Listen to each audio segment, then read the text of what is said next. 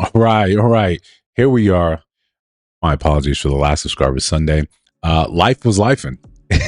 Life was lifing the entire week. And, we try to be sort of honest and honor ourselves sometimes and say, all right, instead of trying to put together a last minute sort of thing, let's just take a little bit of time. Let's regroup. Let's make some changes under the hood like we always like to. The name of the game is self-improvement. But for today, welcome back to Subscriber Sundays. I know a couple of you have things to do. A couple of regulars have things to do. So for those of you that do show up, we always appreciate that. So there's always going to be a thanks for that. Hopefully we get some new faces in here. If not, the replay gang is legitimately still a thing. All the same, we do it for reps, right? We're out here. We're doing it for reps.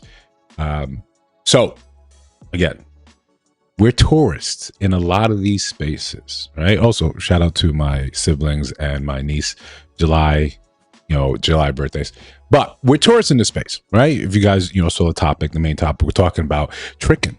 We're talking about tricking in the community, and it's been more of a topic as of late. We probably would have covered it last week, but we were not available last week. But so we're going to talk about a little bit of tricking. And for those of you that are not incredibly familiar with the term, you heard it just kind of in the lingo, in the jargon, in the rap, we're going to define it, or we're going to have it defined, and then we're going to kind of push back and look at the definition for ourselves and what sort of makes sense in what we're talking about. All the same, this is going to be hopefully a productive and enlightening enlightening little chat, live, but we'll see, right? We'll see. Besides that, the deal, the format that we have. I think there might be a little issue with the actual chat itself. Yeah, there we go. So, but for those of you that are new here, again, subscribe. That's going to be the name of the game. The red wine. All right. Yeah, that's going to be completely necessary. Right? That's going to be necessary.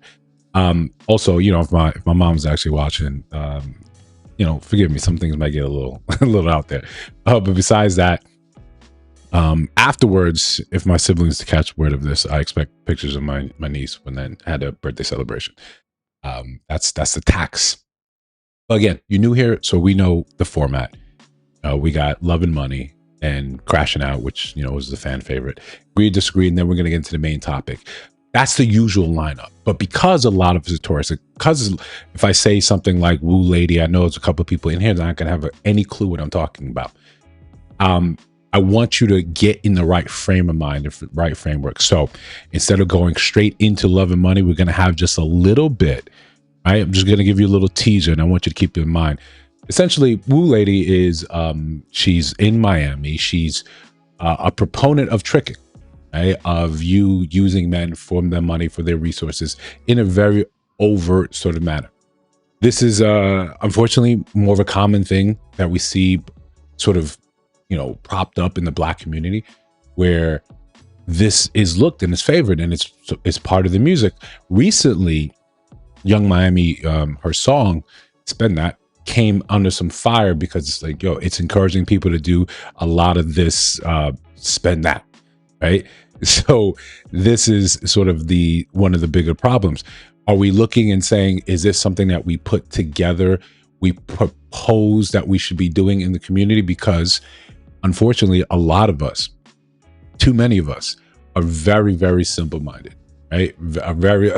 We are very easily influenced. And I'm not talking about high-level influencer strategies by corporations and by government, by CIA. No, it's very simple. Someone that you look and admire that has more money than you and looks better than you, they say something and you believe it. You believe it to your core until it now starts framing who you are and how you live your life, the decisions you make, whether or not you go left or go right. It's because someone told you to go left. It's the same thing your parents used to say, if all your friends, jumped off the bridge, would you? And that the answer is, back then, of course, is a resounding no. We would never. Now we have that real understanding. Yeah, no, we would. We absolutely would. We jump right off the bridge. Without a doubt, without a problem, without issue, without fail, we jump right off that bridge.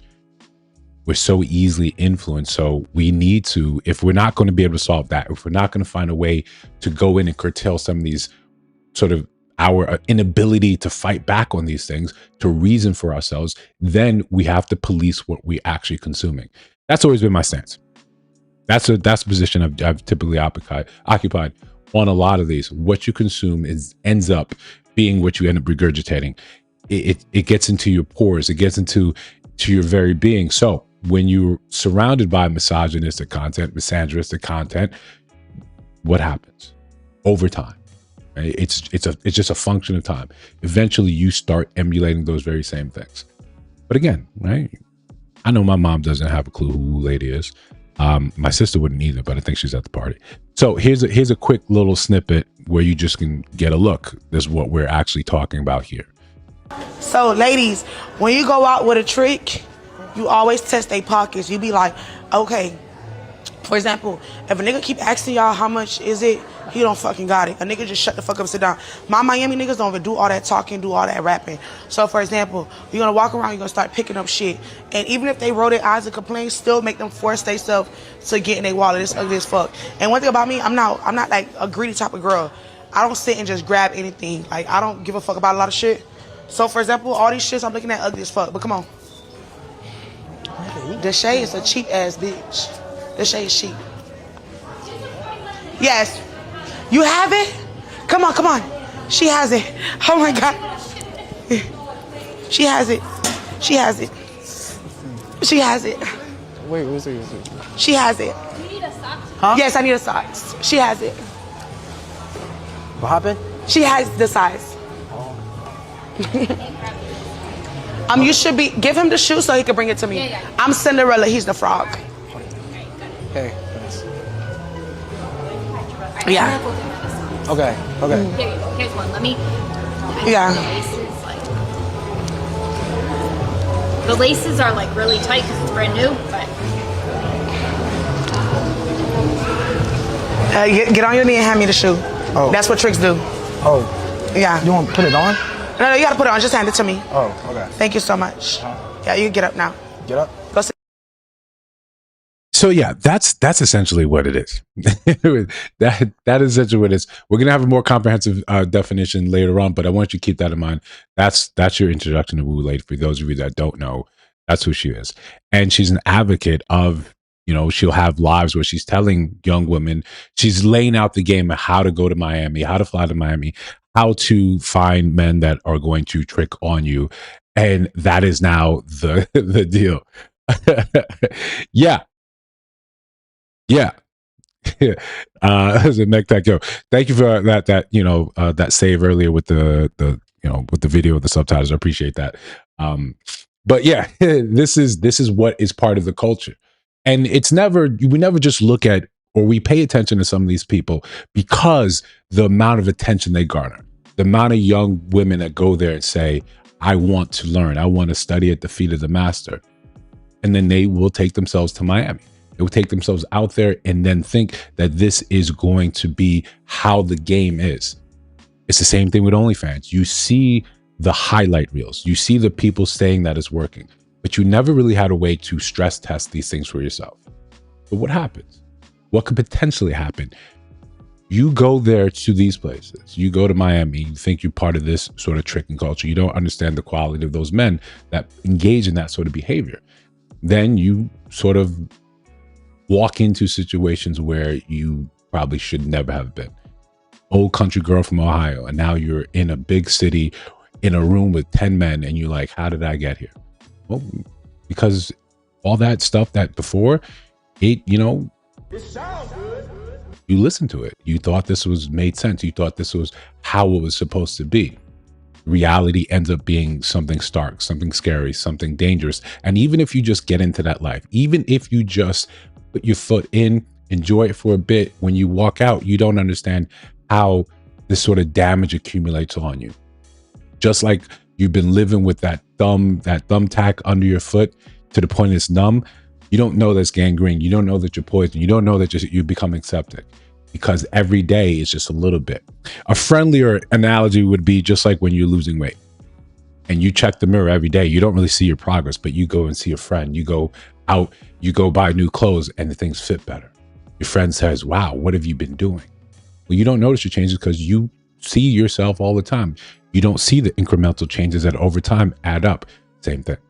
You engage in some of this lifestyle behavior, and the thought is, I'm going to do this. I'm going to enjoy myself in my 20s. This is a common refrain you hear all the time when we look at relationships. I'm going to enjoy myself in my 20s. And then when I get to my 30, when I hit 30, I'm going to get serious. But now you're a different person. You're not the same young boy that walked off that farm and went to the big city. Smallville Clark Kent is not the same as Metropolis Clark Kent. It's not the same Clark that fought off Doomsday, that came back, that was resurrected, that fought Darkseid. You're not the same Clark. You're probably a little more Bruce than you now. You're a little more jaded. Those nerds that you understand, all those other comics where he goes kind of left, you get it. You get it. Small incremental BS over time. That's how you end up over there. It's the same thing when you engage in this behavior. But that's a little bit, right? It's a little bit of what we got going on. But you know the deal. Love and money, crashing out, agree, disagree. We're going to walk through the show.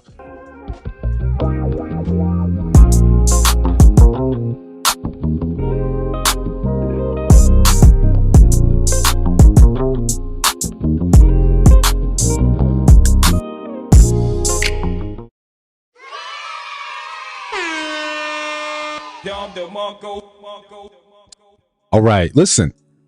I wanted to start this off right because it's one of those things that sound very innocent. When you hear women talking about or men talking about who should love whom more in a relationship in order for a relationship to work. And the constant refrain is, yes, men should be obsessed. They should be almost obsessed with their woman in order to avoid things like you suddenly losing interest over time. You think that is the solution, but we don't pay enough attention, or we don't look and say, well, have we had examples of that when a man was absolutely obsessed with you? Has that usually turned out right? But listen, we can parse this out. We can get into it. I think the man has to be, almost be obsessed with the girl and think that woman is the most gorgeous, stunning. Before we continue, I hate that. I hate that. The older you are, the more I see that on you, the more I hate it. The more I absolutely hate it. So what are you doing? I know how slang and things proliferate in our culture, in our society, but I thought the young people invented. Apparently gay men were the ones that invented that, or the ones that taken credit for it. It seems like a thing that's not should be a thing. But I mean, that's just me. You guys can decide how you want to clock it or not. Sexy, out of my league. Like, I will never do better than this woman. Agreed. In order for them not to lose attraction or interest down the line 10 years into a marriage. I think if that's not the case, it fades like this. The attraction, and then they go look for, whatever they're looking for. Because the grass is greener on the other side will infiltrate so quick. Yeah. And then also ego. People tend to think that they can do better than they actually can. And then they... Yeah, I think that when we look at this in that sort of light, where it's, if he's not obsessed with you, then he's going to, if he's obsessed with you, he'll never lose his attraction for you. Yeah, he will. Right? It's always when you're concerned with a man in terms of his attraction to you, in terms of maintaining that, even in terms of marriage, it's the same fear. Men and women have this very same fear of the attraction will fade and the interest will fade because we've been together for 10 years, 20 years, whatever. It's a normal consequence of being human that things sort of fade in importance, but it's a roller coaster. It ebbs and flows like most things. You're not going to be as in love, as passionate as you've been since day one, right? Since day one, that's just not reality. That's not how it works.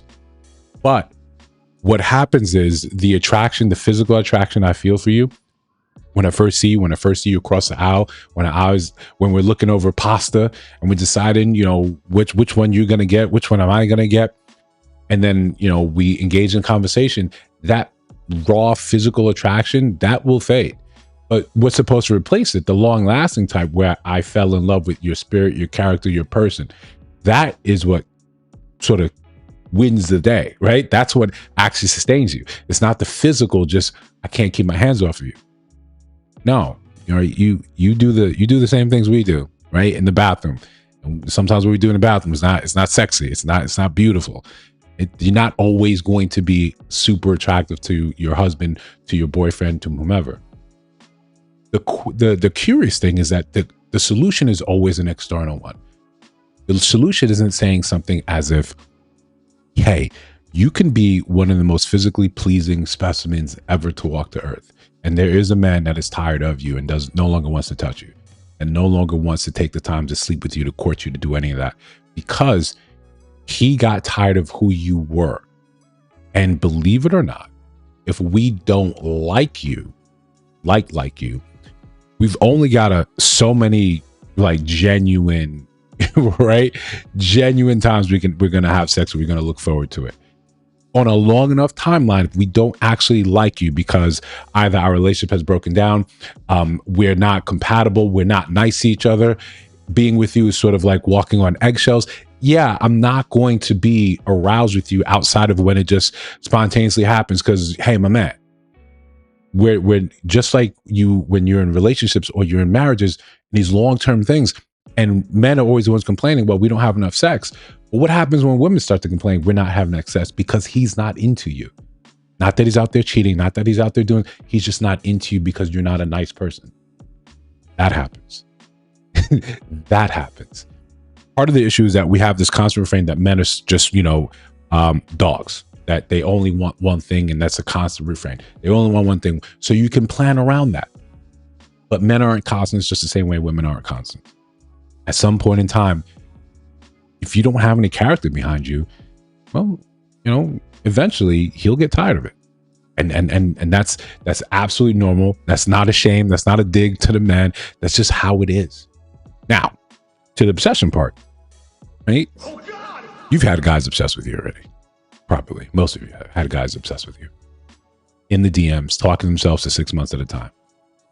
Like, he shows up, obsession very quickly turns to harassment. Very quickly turns dangerous. You don't want, and even if we leave that part of it alone, we leave the conversation with the beer, and we leave that alone. We say, you don't want a man obsessed with you because he runs everything through you. Everything. What he should eat, or what he should wear, what tie he should take to work, what route he should take to work, how soon you become the number one priority. And that is a lot to put on a woman. That's an incredible amount of attention to put on a woman. A man that's actually supposed to be about what he's supposed to be about, that's a lot to constantly have to say, hey, what about this? What about this? What about this? What do you think about this? Can we do this? Hey, whatever you want to do. I just want to make you happy. Where he has no spine, he has no saying, he has no bearing of his own. All he wants to do is look at you and please you. That's the man you walk all over. That's the man you eventually get. It's become saccharine. It's too sweet. It's too much. You want someone that has their own ability to be their own body. There's someone that can include you into their life, but I don't have you are the life. That's the type that you wake up to, and he's wearing your skin. But yeah, that's just how I feel about it, right? That's how I feel about it. When you want someone absolutely, no, you should have someone that actually is physically attracted to you, respects you, wants to see how they can improve your life just in the way they wish you can improve their life. There's so much better ways than thinking that if he's just obsessed with me, it'll be fine forever. Everything you say is poignant. Everything you say, he has to dote on. Even when you make a flippant joke and it lands the wrong way, it hurts. Everything. That's obsession. You don't want that. Right? There are better ways for us to go about and coexist in this place. That's what I think. But there's all types of relationships, right? That's a man you don't respect. Exactly. You just say, yo, I'm good. I'm completely good. This whole thing is cooked. That's all you say. This whole thing is cooked. I don't need to be part of this. This isn't healthy. It's not what I want. I'm good on it. But there's all types of relationships, and once you have someone that's absolutely obsessed with you, it's very easy to get them to trick on you. It's very easy to start taking advantage. And this goes both ways, right?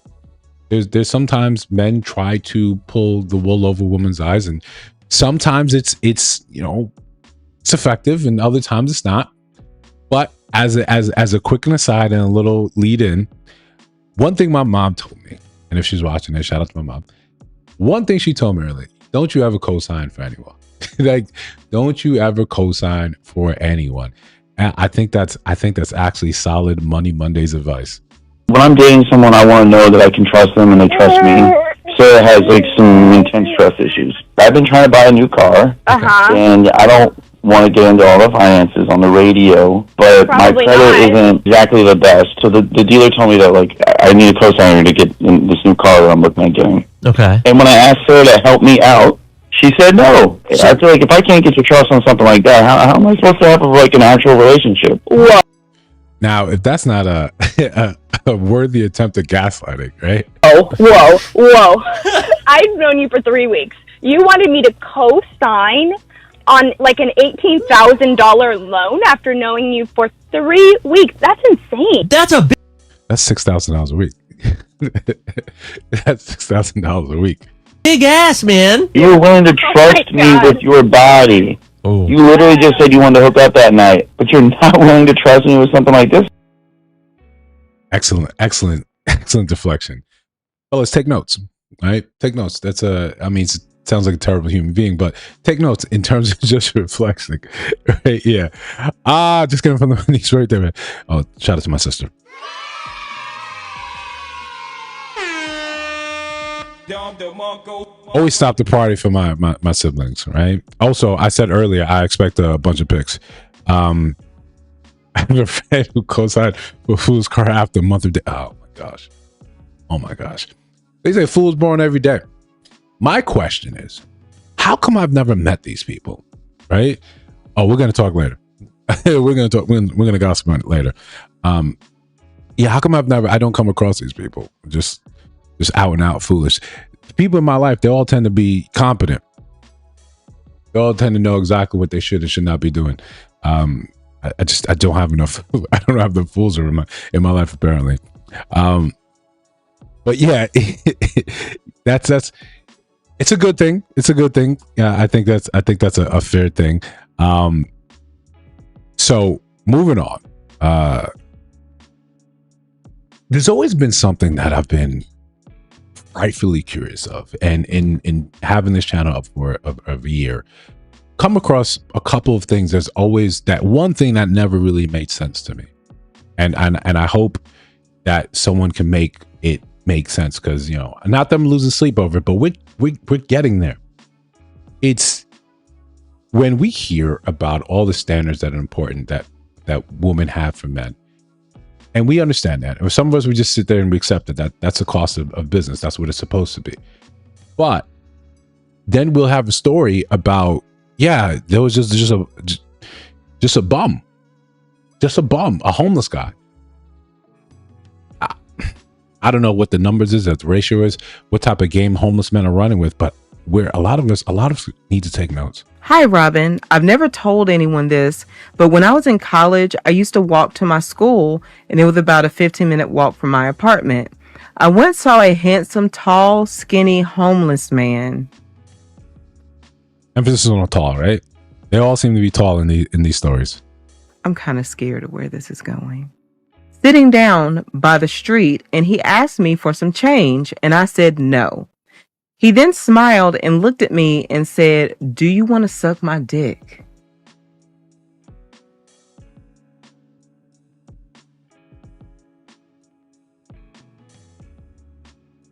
What type of confidence?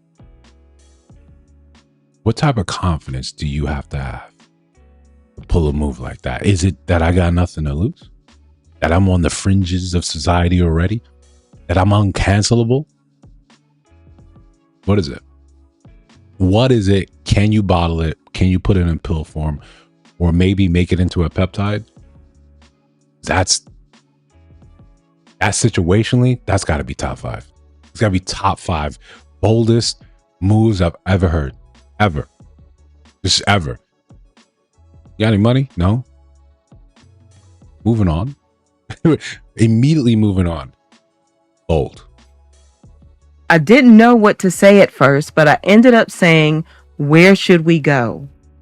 He got up immediately and grabbed his bag and said, "I know a spot by some bushes."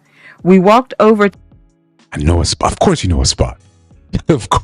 My friend, of course you know a spot. You know all the spots. And understand my feeling right now, it's all stemming from jealousy. It's all stemming from jealousy. This is the type of smut that women like to read. I'm just calling it. This is the type of smut women like to read. To it, and it was behind a tall building. I dropped to my knees and got to work. He smelled good for the most part, but he did have a marijuana aroma to him. After he finished, he asked me for my number, and I typed a fake number in his phone, and I never heard from him or saw him ever again. Are you special? Not in that good special, like, oh wow, you're a savant, you're really good with numbers, you're really good with triangle. No, you gave him a fake number and then you never heard from him again. He died and went to heaven. Like, or he just simply ascended, just like Elijah in the Bible. God was like, there's nothing left for you, there's nothing left for you here, well done, just gone, he's done, he's finished. There's nothing. There's men in relationships, in marriages, 10, 15, 20 years, haven't received a fellatio in just the same amount of time. But here, there's this sage just wandering the streets, right? This tall sage that somehow still smells a little good, right? That he has all the answers that we're looking for. That's how unfair life is. But that was such a hot experience. Why y'all be sexualizing the unhoused? You know, I get a lot of confessions like that. So you didn't want to give them money, but you wanted to give them head? Okay. You know,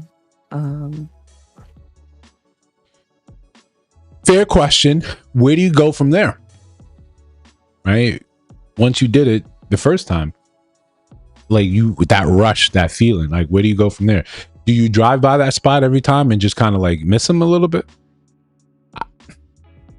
And like she said, she gets a lot of those. I think we came across two other stories on this channel about women and homeless men, and it just being, I don't want to sound old and say the bee's knees, but essentially, that's part of the confusing part. And then the other thing, and just in terms of the dating scene, just in terms of the pandering that we constantly see, that also bothers me, that has me asking questions. We'll just get into it. It's aggravating. Listen, I tell men, you're not a man if you don't pay 100% for everything. Only because, think about it, we come from women, we come out of women, we know exactly what women have to go through to even have us. So let's just pick this apart from the very beginning. Yes, I came from my mom. No, I have no idea what it was like for her. Outside of stories, which she's told me, stories in which, depending on the how varied my offense was, how bad of a young boy I was, she would up the amount of months that she carried me in order to do this Nigerian guilt trip. So I've been carried for 48 months at one point, depending how bad I was, to 15 months. But I don't really know that pain. And in a sense, that is why I would owe fealty to my mom, right? This is why I would look at my mom and say, hey, yes, I have to respect you. Look what you, if not for you, then know me. Yes. Does that translate to every other woman in the world? No. A lot of you are special. Many of you are special. You're not as special as my mom. Right? To me, you're not. And everyone should have very similar conversation pieces. Everyone should be on the same track. We all love it. Yeah, Nigel. Yeah, my mom is intrinsically special to me. You're not my mom. In fact, you've told us, men, you don't want to be our moms. You don't want to do that. Cool, understandable, got it. So my mom gets special treatment because I'm her son. You don't. you don't. I don't understand how, and I get it.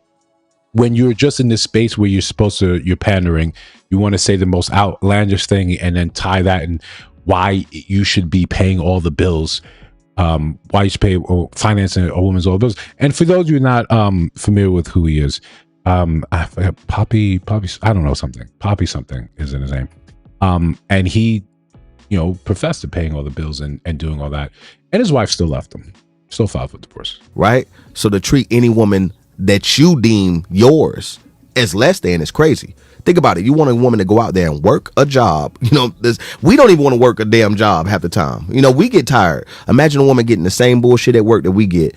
And then you expect her to come home, cook, clean, sex you, nurture you, feed the children, do everything. That's not 50-50 for real. That's 100% on the woman, like 20% on the dude. So here's the next question. Do you just simply wake up in inequitable relationships? Do you suddenly just decide you're with this man? And all of a sudden, you just have babies. You don't have any lived experience with him. You don't see that, hey, we don't really have a fair division of things as it stands. I'm always cooking. I'm always cleaning. And I also go to work. Why do you now build an entire family on that rather than saying, hey, this is how we're going to divide things? And sometimes it's simple as, I prefer to cook. I like cleaning. I clean, and women tend to clean much more than men do. That's a normal thing. Even separate, even single, you clean more than men do. It's a thing that you do more than we do. We can see something, and if it's not mold growing on the wall, we can overlook it for a little bit. You would look there, you would gag, which is an appropriate response. So yeah, you you clean more, right? We don't want to go to work. A lot of us actually need that as a driving purpose in our life. So we go to work. The type of complaints you usually get, men are fine being on their feet. They're fine stressing their bodies in the name of, I can get this money to provide for my family. It is taxing. So when we're looking at division of labor, it's not one for one. It's play to your strengths. Hey, it's easier for me to do overtime. It's easier for me to get up and go to work. It's easier for me to wake up at 4 a.m. so I can go and get this day started and be back at 8 p.m. It's easier for me to do that. Can you do it? Absolutely. Who would suffer more? Would you suffer with that schedule? Yeah. So let me do that. I'm good at that. But when it comes down to child rearing, no, I want to be part of that. My ability is going to be reduced because of that other thing that I'm doing that takes up most of my time. So when I come back home, I'm still helping. After I get a time to recover, because that's exhausting, I'm still helping. That doesn't diminish what you're doing. That just says, if we could divide the roles, like we're actually in an equitable relationships, we can say it and say, what is it that you want to do? What is it that I want to do? What is it that has to be done? And how can we make each other feel seen and heard? Yes, if you have the ability to say you don't have to work, and I think a lot of men do, everyone's just going to be dirt poor. You don't have to go to work. I make $80,000, a year. You don't have to work. You got a coupon though. You got a coupon. You got to be excellent at that. You got to be great at making clothes, and that's just us. That's just, you got to be sewing, putting patches in my boxes when they get holes in them, especially the socks. But you could stay home. Right? There would probably be hours in which the high points of when the electricity is the most expensive, you can't use anything in the house. In fact, you got to go around with candles and make sure everything's unplugged. Well, you could stay home. You could do that. We'd have to ration. You could do it. The conversation just becomes one where pay all these bills, but give me a life of luxury. And then thinking that I'm leaning into this, and this is good for just men to sit here and believe and emulate. This is one of the issues. I hate it when men come up here and just Just pander. Nah, if you take care of the bills and you alleviate the stress of working, now that woman can actually be who she needs to be for you. I tell men all the time, this shit is more for you than it is for the woman, because you paying everything will put you in a corner and it will show you exactly what you're made of. A real man is supposed to prepare for a woman arrival. Why would you settle on a certain career not even understanding, okay, cool, one day I'm gonna have a family and one day I'm gonna have kids? You need to build your career around the family that you will one day have. Yes. You can't sustain a family working at damn Taco Bell. That's Taco Bell Tony shit. That part, yeah, I agree with. You have to prepare for that future that you may want. But you have to do it in a realistic sense. There's just not that many millionaires. There's not that many people making, and we said it on the channel several times. You want to take care of someone where they can stay home, that's probably a $300,000 a year conversation. In the one in which you still get to help, they still get, you guys still have time for each other, vacations. That's an excess of money where you still can put money away for retirement that includes the both of you. This is one part of the conversation we constantly leave out. You want to have a wife that stays home, you make 6 figures, but it's like 150,000. You contributed to your 401k, great, congratulations. Or your Roth, great, congratulations. That's enough money for you. You need estimated $1.2 million to retire. You do. Now you have to also retire her.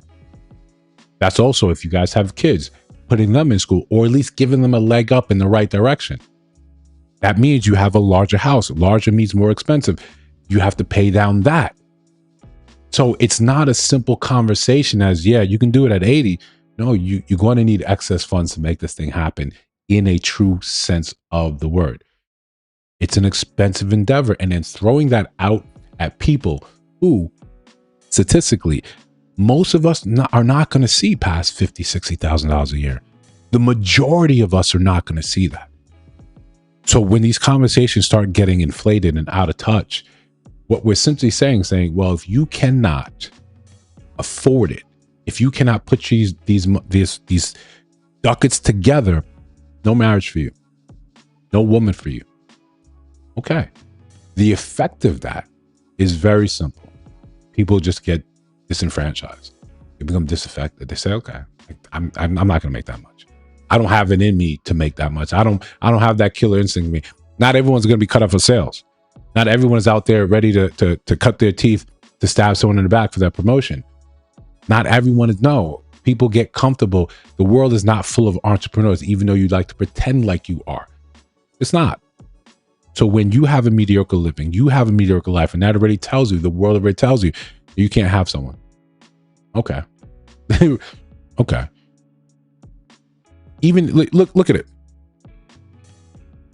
You look at DC Comics. There's plenty of billionaires. There's one Batman.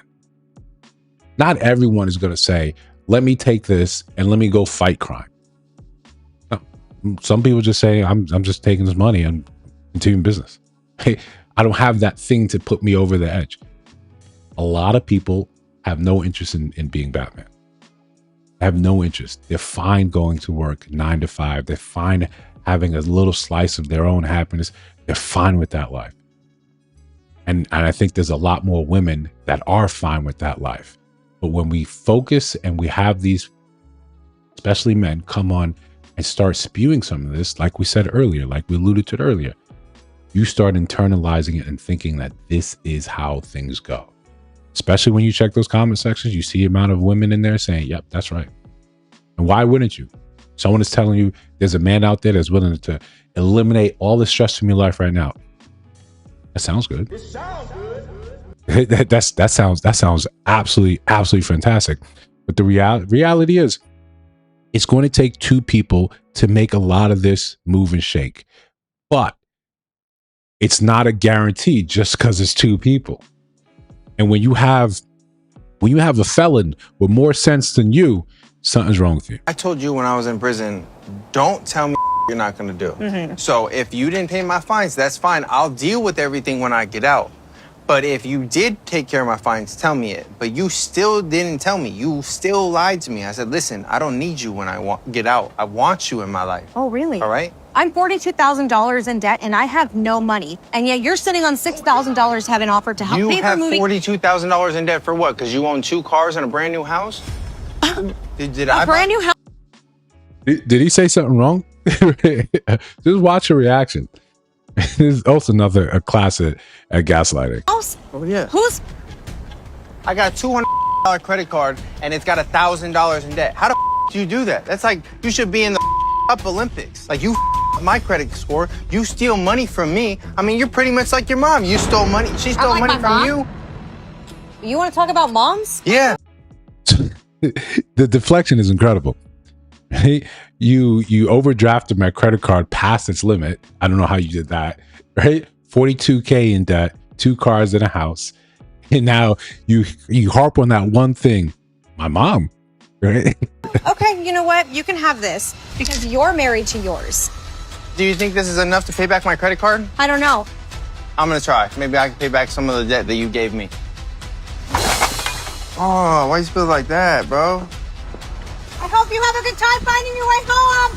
Enjoy prison when you go back, you douche. At least if I'm in prison, I don't have to see your ass. Did he lie though? At no point did she actually refute any of those things. At no point did she say, no, you're a liar. No, you actually, no, I don't know why you think that's true. No, she was good with all that. Right. And then throw the hot sauce. That's tacky. Right. That's just tacky. But I get it. Right. I get it. Relationships are tough. And when you're not on the same page with money, things get stupid. Things get dumb. This is why we have this culture, why this part of this culture can't die. Where you want someone to come and solve all your problems. In fact, you want someone to come and give you that life that you see in front of you. You want someone that's going to come and say, hey, listen, I can trick on you. I can give you all the things that you need. All the things that you need is going to make the real difference in your life. But again, right, since I'm a little out of practice, make sure you like, comment, hit the subscription button and, double tap the screen. It's the best way to, contribute to the stream outside of any donations you might feel, but the ones that actually gets the algorithming and looking our way and say, hey, maybe I should pay more attention to these guys, what they got going on. Yeah. Dating's supposed to be a good thing. Yeah, it's difficult when we look online and we see how things are playing out. It becomes a hard pill to swallow. It becomes almost impossible for you to swallow, to think that this is something that actually makes sense, that has any real chance of success, when we get so many of our cues from, just online. When we look at these things and we think this is the truism, this is how it's supposed to work, this is how it's supposed to happen, we we feel lost just like everyone else.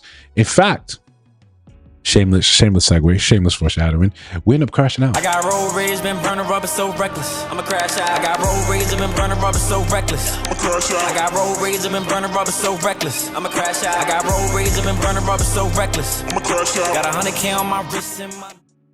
All right. I was reviewing and this one is difficult. Right? This crashing out segment is difficult because there's so many just awful things.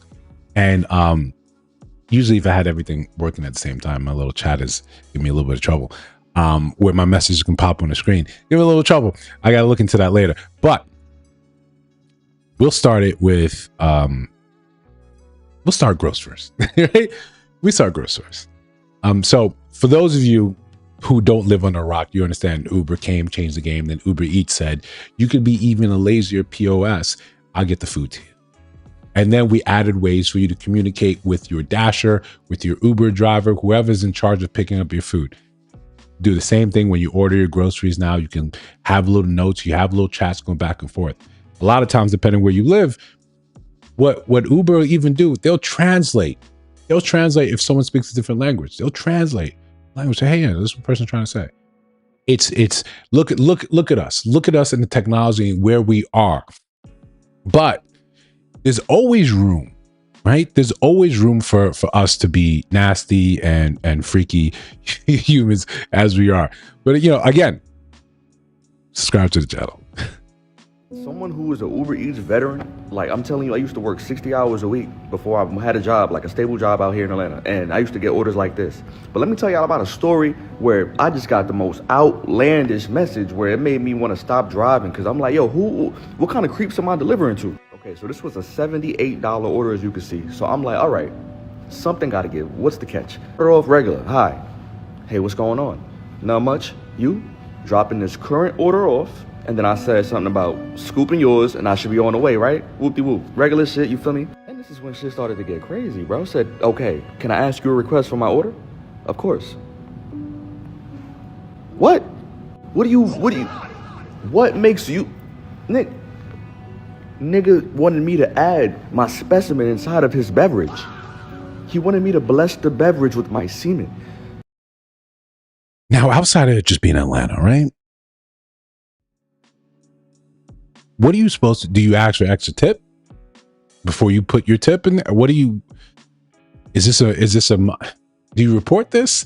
What are you supposed to do as an honest, God-fearing Uber Eats driver, deliverer, as a dasher? What are you supposed to do? What could you possibly get out of that? Do you expect a tip? You expect it?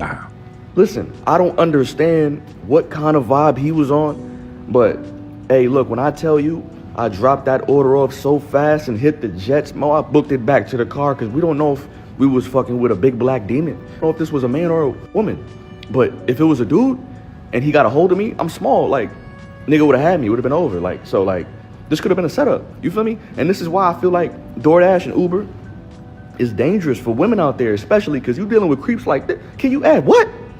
Inside your drink? Nah, I don't like this. This is making me uncomfortable. You out there delivering, stay safe, because you got creeps like, especially in Atlanta, like these niggas is wilding. Like, it's an outlandish request, Mo. Really should have reported him to the feds, Mo, because he was really moving devious. And what if I wasn't the only person he's done this to? Like, what if he's a serial cum requester, Mo? That's got to be a couple of extra stars, right? Just in terms of your rating, you went above and beyond. That's how you get tips, right? That's legit how you get tips. You say, sure, absolutely, no problem. I expect a tip though, right? I expect it. That's worth the effort. That's a $78 ride. That turns around. That's a $178 ride. I'm that's just me though. I've got an entrepreneurial spirit. I got an entrepreneurial spirit. I'm gonna get after that bag chaser. but that's a bit much. That's a bit much. I know a lot of us are struggling. The United States is getting more and more expensive, even as people are here to enjoy FIFA and enjoying the country. Stuff is expensive, but there's got to be a limit for what you're willing to do. Essentially, because I can't go to prison. I think a lot of us have been traumatized by some prison shows, and that was enough. Personally, it was Oz when I was growing up, and just seeing the show itself. I said, oh no, this can't be. this can't be left. I know. I remember it was coming on when I was young enough to be still impressionable by stuff like that. So I still get obsessed with some people's renditions and stories about what it's like going in, and just, you all heard the same story. That first day, you got to let people know you're not someone to be messed with. But I like now that people are sometimes a little bit more honest about what it's like, what was like for them when they first got in there. So then right after that, I go to the chow hall and the nigga stab a white nigga in the neck with a lawnmower blade. What they'll do is they'll break a blade. The lawnmower is one long blade. They'll break one side so it can still cut, still turn, and it'll still cut the grass. And I ain't no CO gonna be looking up under it. So I come in the penitentiary. I'm tripping over all these niggas saying they gonna do something to me, what this lieutenant said. So I'm walking like a rooster. My chest out, I'm sagging all the way down to my knees. I'm hella tough. So I go in the chow hall, and I remember, man, I ain't eating that shit, because when you come in the chow hall, everything is sectioned off. Everybody got a section. So you got the Crip section, you got the Blood section, you got the Kansas City Crip section, the St. Louis Crip section. the blood, the Kansas City blood sex, the Muslim. It's like high school, right? Everyone's section off just like high school again. We all can see what it is, right? Yo, Mahal, what's going on? Blair, always good to see you guys. We still got some show. We still got some nonsense going on. You got the Nation of Islam, Mrsochimaeze Temple, and then you got Al Islam, White Boys, you got the Aryan Nation. Everything is sectioned off. And my nigga told me, like, bro, this your seat. You can't sit in no other seat but this seat, nigga. You sit in any other seat, these niggas will kill you over that shit. What? So yeah, listen, day one, right? Day one, you came in there fully yourself. You know what it is, but you don't know what it is. And if someone has give you some sound advice, this is the same thing as I'm saying, if you put money in your Roth account, make sure you invest it. Don't let it just sit there. This is sound advice. Just take that seat. These niggas pay. It's like, nah, cuz you got to think, nigga, a nigga been in here 40 years. Been sitting in this same seat 3 times a day for 40 years. Nigga, he don't got nothing else. That nigga's tripping over this seat. And then niggas will sit in certain seats so they can see. It's strategic. Like I sit here, everybody that's behind me is my homeboy. I don't got to watch none of them. And I can see everything I need to see. So I remember putting my foot up on the seat. Because I'm like, I ain't sitting down, nigga. Because my uncle told me, nigga, you don't sit down in the joint, nigga. You stand up, nigga. You stay on your toes, stay on your feet. Like, oh, nigga, I ain't eating that shit, cuz I ain't eating no steak food. Nigga, I put my foot up on the thing. And a nigga like, man, that nigga over there tripping, right? I'm like, who that nigga not be tripping over here, cuz? Something, bro. I'm tough, right? So I look over, it's a white nigga sitting it's a black nigga sitting in the white nigga section. And he got on the hoodie and he just bent down looking hella scandalous and shit. So the homies keep saying he tripping or whatever. By the way, scandalous is an excellent word. Excellent word. Right. I'm like, that nigga better not come over here tripping. So then his target come in, he stabbed me. Boom. I swear to God, this is a true story, man. This shit is funny now. Every time that nigga stabbed him, I got less tough with every stab, right? So he hit him. Boom. My foot come off the thing, right? So I'm like, mind you, I'm standing like this with my foot on the stool. He hit him. I said, damn. Right? He hit him again. My chest is kind of, right? He hit him again. I done sat down. Nigga hit him again, I done pulled my tray in front of him. Nigga hit him again, I'm like this. By the time he threw, I done got my head down. And I'm like, cuz, where the La Berry at, man? Because the only thing on my mind is I got to win this appeal and get the hell up out of here. I ain't even get stabbed. He broke my whole spirit. I left that child, my back was slumped over. I done pulled my pants up and shit. This was all in the first day. Yeah, this was my first day in the old walls.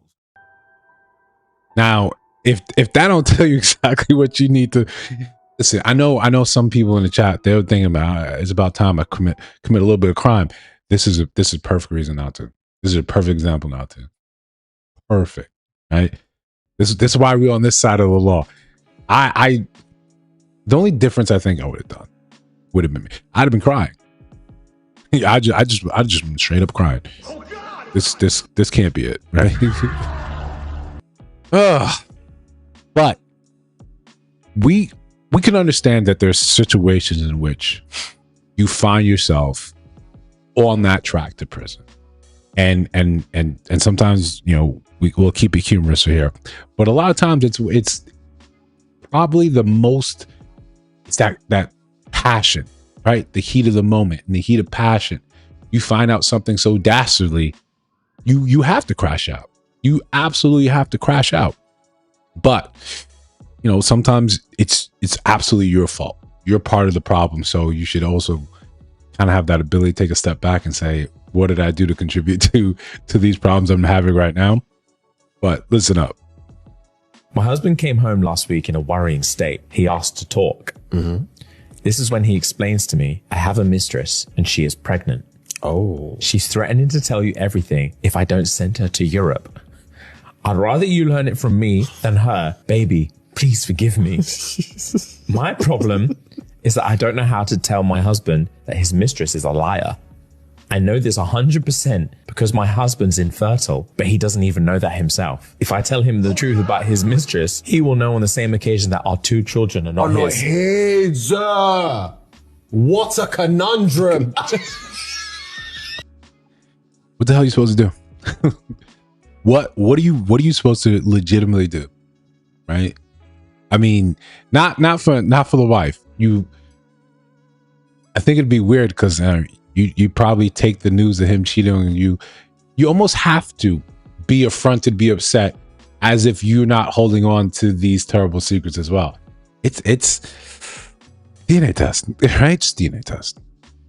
That's it. That's just it. Just absolutely just DNA test. What a conundrum. Yeah, bro. Yeah. Fuck. Yeah. What do you do? There's nothing you can do, bro. You literally have to just let your husband have a crazy kid in Europe. That's not even his. Yeah, it's not even, none of them are his. None of them are his. He's getting played left, right, and center. Oh. And he's apologizing to everyone. He's getting played left, right, and center, bro. Fuck. I would feel like I've come off a spinning thing off a park once I find out the truth. Yeah. Disorientated. Yeah, bro. My whole world was spinning 100 miles an hour. Fuck. See, that's how you end up in prison. Right? If that ever comes out, that's how you find yourself in prison. That's it. That's the way. Right? That is the way. All that extra I mean, okay. Realistically, yeah, you did a terrible thing. You cheated on your wife over here, right? That's still your bag to carry, right? You have to own that. She's part of the tribe that's making a fool of you.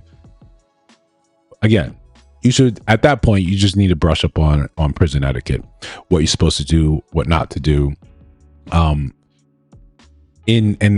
our final, I think this is, no, we got two more.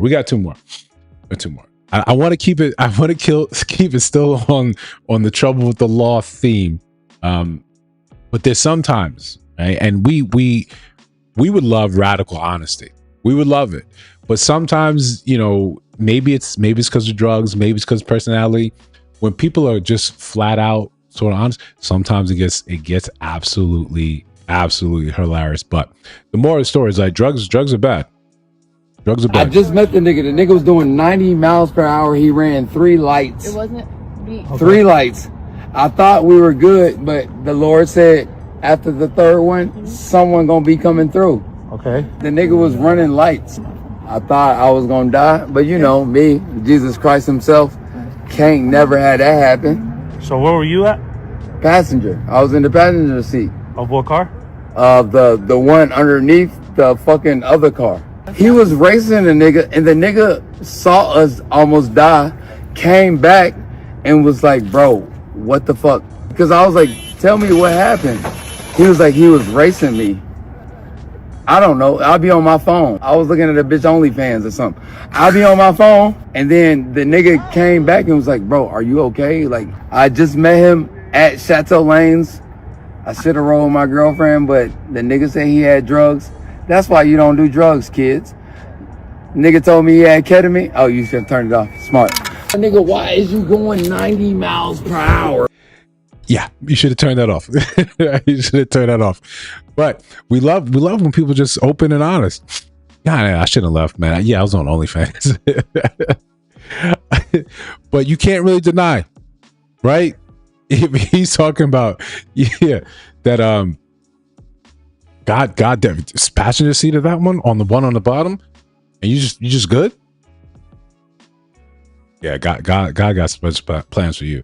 So, but yeah, your friend, that's I don't know, how do you? Good luck to him. Good luck to him, because it definitely looked like he was still kind of in that K-hole, right?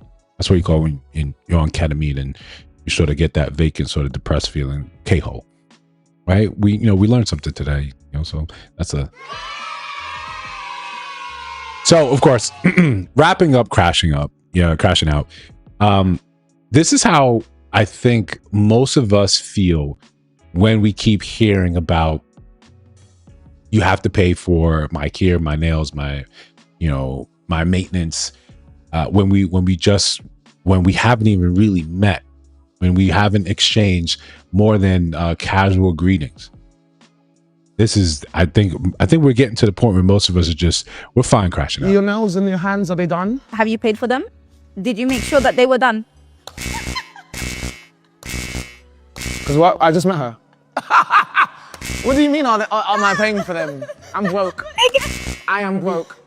Does this electrocute her? Because if it does, for the bongos. That's where we're at with it. That's absolutely where we're at with it. It's ridiculous.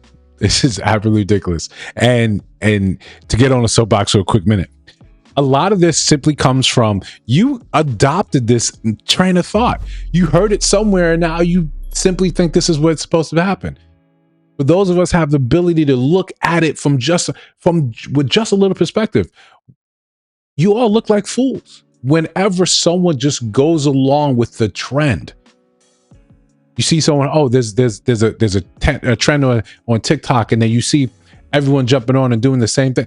It may be just me. It may be a new discovered pet peeve. I hate that. Right? I like you being original rather than just cookie cutter and you accepting this. Did you pay for my nails? Actually, your nails are done. I don't know you. Like we haven't actually, they're sitting back to back. I haven't seen you. What are you talking about? Right?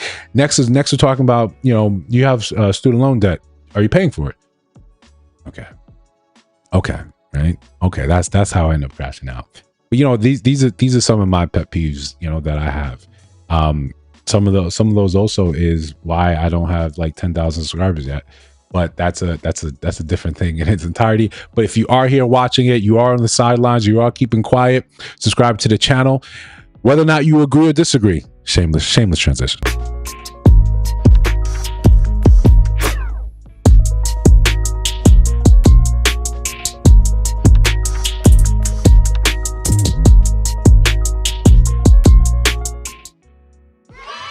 Whoops. We're all the way out there. Oh yeah, I remember. Just bear with me for a sec. We can just do that for now. We'll get through this one. We're just doing this. So listen, there's a voice note thing, right? That hit the old interwebs, where on TikTok, people were asking this poignant question that, hey, you went on a date with the man, you guys had a good time. Okay, one date in, cool. Second date, you invite him to your spot, to your crib. Okay. So now we're at this point where he sends the voice note. He says, okay, if this is what we're going to do, this is what I expect. I want to have sex. Then the internet erupted. Had a good time tonight. Definitely think you are lovely. However, I would love to, if we're going to go to your place on Thursday, I mean, I am looking to have that physical intimacy to see if like I am sexually compatible with you. So like if I'm going to come over, like I would be hoping to like hook up, have sex, have a good time, have like that romantic spark and that physical spark there for my own sake, because it's hard for me to continue dating someone and seeing them if I don't know if I'm sexually compatible. So I know you said I don't know about that. So like I guess my thing is like what would be the point of me coming over then if we're not gonna like hook up and like cuddle and like be intimate with each other? And if that's what you don't want, that's fine, but like I think we should just like end it here then. Respect. So this is clear, right? This is legit, like, right? Yeah, I want that ass. But he's being very clear. And what is the constant refrain that we hear about, about men fail to do? Men aren't honest, right? Just accept the black and white now before I got to readjust some other things. You want the clarity. You want the clarity. This is as clear as you can ask for. Just because first date, that's fine. Like you want to get to know each other, I'm all about that. But like I am looking to have that physical aspect there, and I don't want to continue seeing someone if I don't know if that's good, if that's not there or not. So up to you. Let me know. I'm happy to, if you do want me to come over, I'm happy to do so. Would love to have a good time, and we can have some wine, hang out, and chill. But if you're not trying to hook up, then like I think we should just go our separate ways. Let me know. You don't have to like it. But that's healed, right? Yeah, that last part, right? Because he knows like this is a big ask. This is what women say all the time that you want, right? Yeah, he just said it. Again, my mom, if you're watching this, I apologize. He just said it. He said, yo, straight up, This is what we're doing. Unless if you don't want to do that, then it's fine. That's cool. But I'm not really interested. And the context of this whole thing is that they went on one date. She invites him over to her spot for date number 2. And then this is his response, like, are we going to be doing? But I would not be surprised if any other date 2 was also met with this sort of answer. This is what he was going to go with anyway. But we can be equally outraged and equally impressed at how forward he was and how open he was and how honest he was about it. Hey, I'm looking for the physical connection. I'm trying to sample what you got. We don't, and a lot of it is a stretch because obviously you can tell if you have a physical connection, that there's an attraction at least. You can verify that later on down the line, but for now, we can at least applaud that, yo. This is a healed sort of response. This is a healed sort of response. So we can, I agree with it. I agree with it. The internet, most women don't like it, but what part of it don't you like? Outside of you don't like the content of what he's saying, the fact is that he was honest. Some people call it an ultimatum, and he's just like, no. I mean, it's like, yo, if you're not interested in going down this road, it's really not for me. It's tough, but when you actually honesty, man, that's what it is. It's that's what it is. Consent, I'm asking for consent. Hey, I'm coming over. This is expectation, right? I'm trying to touch something, and you just, had no smoke, no mirrors. This is what it is, man. If you're not into it, no heat, no judgment. But I'm not going to continue to pay for dates, in perpetuity, to figure out what we can figure out tomorrow, or tonight, depending how enthusiastic you are about this message. We can get this thing done. We can get this thing taken care of, and then we can go from there. Right? Okay, how connected and good the first date was into the second date. I'm gonna pass no matter what. Okay, good point, Marissa. What about if it's the end of the world? How about that? Right, it's the end of the world. This is it. Oh God! It's all we got. There's no time for date 3. No, there's time for date 2, but he's not gonna take that long. He's not gonna take that long.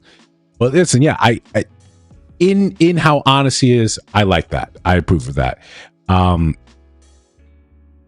The content of it can be another story, but we like that, right? Or we said that's what we actually like.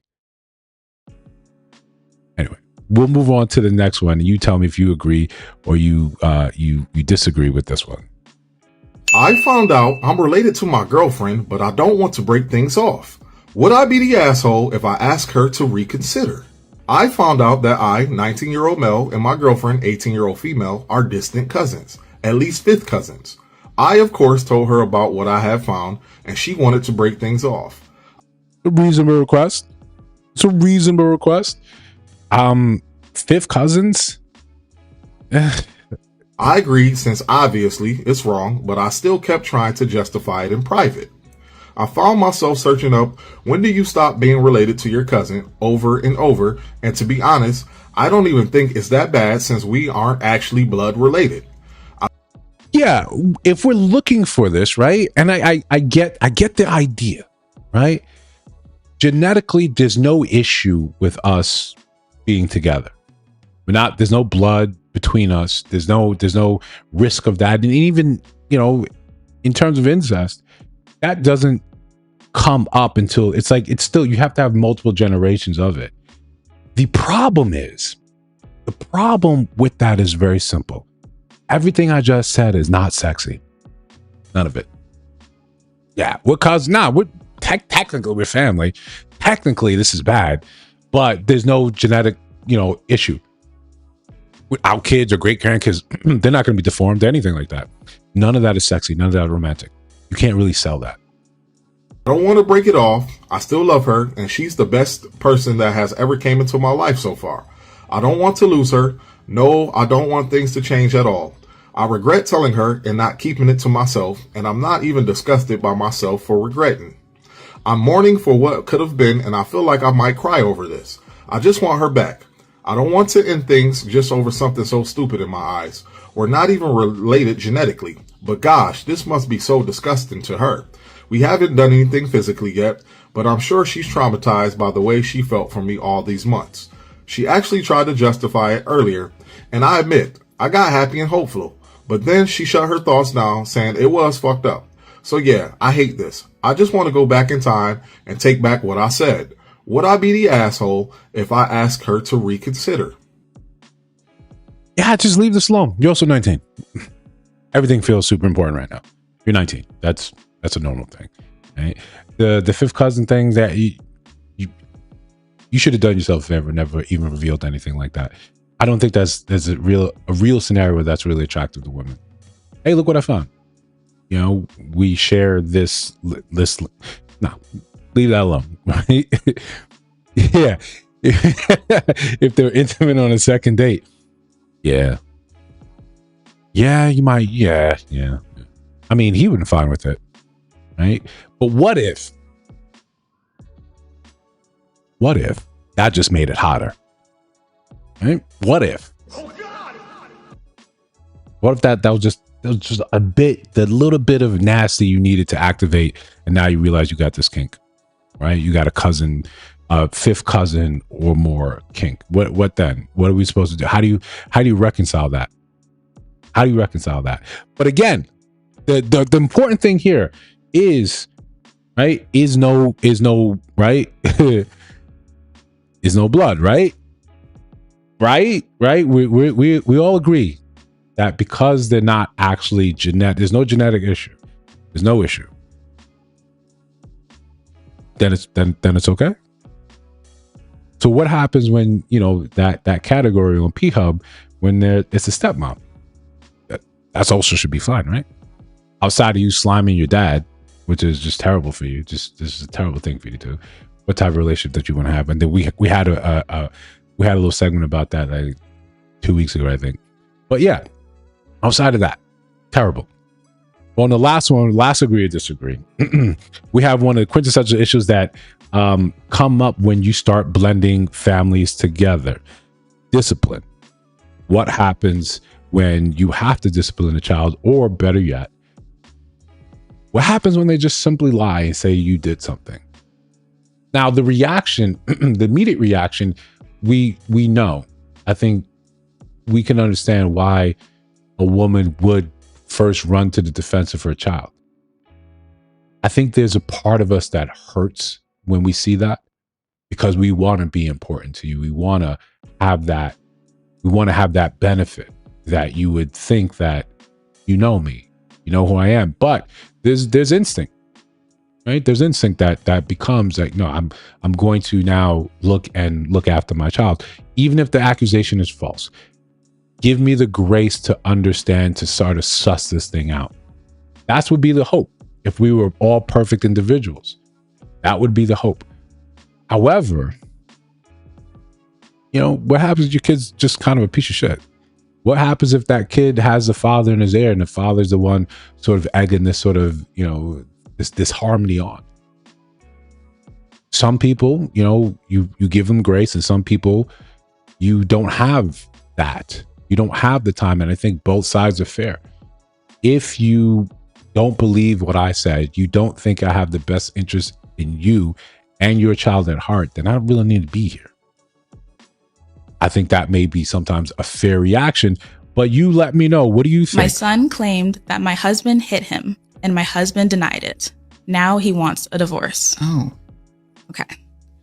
My son from a previous marriage is 13 years old. I've been married to my husband for 5 years, and we have a newborn. My son said that my husband slapped him, and I kind of freaked out. I confronted him, and he was confused, at least from his expression. He denied it, but I wasn't hearing it. He walked away from me. After I calmed down, I talked to him, and he said that he didn't hit him, and he has no obligation to prove anything. So if I want to be mad in another room. So I left. Now, if we're taking that step back again, right? We're taking that step back again. We're trying to be reasonable here. And you can see how you probably would have to walk on eggshells, hold your tongue in various instances when it came down to just trying to build this family together. And in that right, also understanding that the kid is a delicate sort of subject. And that kid is 13. Things get a little, little antsy when testosterone starts, it takes the field and it starts letting people know, hey, I'm here. We got to talk. So what happens when children just say these things, which children often do? That initial reaction that you have is going to be telling. And we, being realistic, why would we think that you would side with a man? And this is a case where it's just a boy saying that you slapped him. And some of these times, some of these other things can be even more vicious, even more dangerous. Hell, even a boy can, if he had chosen to say something differently, that could be very career ending, life ending for that man. Now he's in prison and he's watching someone get shanked with, half a blade. And he's wondering about his life choices and where the law library is. So I get why he's just saying, hey, no, I'm not doing this. Hey, I don't feel like I have to prove myself to you here, because this can turn out to be quite dangerous. At night, when I joined him in bed, he said he wants a divorce. He said that my son lied and he doesn't care why he lied. Whether my son is jealous of him or wants me for himself, he is not interested in finding out. He doesn't want to deal with it and he doesn't want to be accused of something he didn't do, so he's out. Here's the thing. I talked to my son in detail and he is being evasive, defensive, and I'm seriously doubting him, but I do have an obligation to protect him. Mm-hmm. Did I destroy my marriage over nothing? What should I do?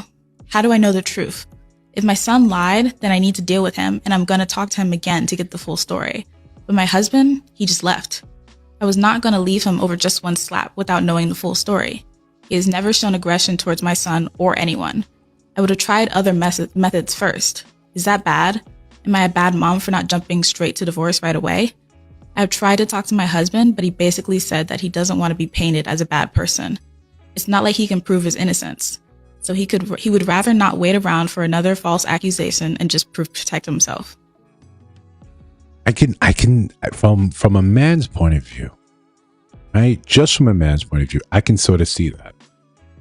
I can get how you would be caught off guard and understanding just from what you said. He's never shown any type of aggression towards my son. Never. So in that sense, I think just from men, there's this expectation that because of that, I would expect you to treat this with same sort of grace I've shown you. Your kid said this. Okay, let's get that to the bottom of this whole thing together. Because there is a way to honor you and still protect my son. If you can go and now you're saying you questioned him and you saw he was being evasive. Why wasn't that the first thing?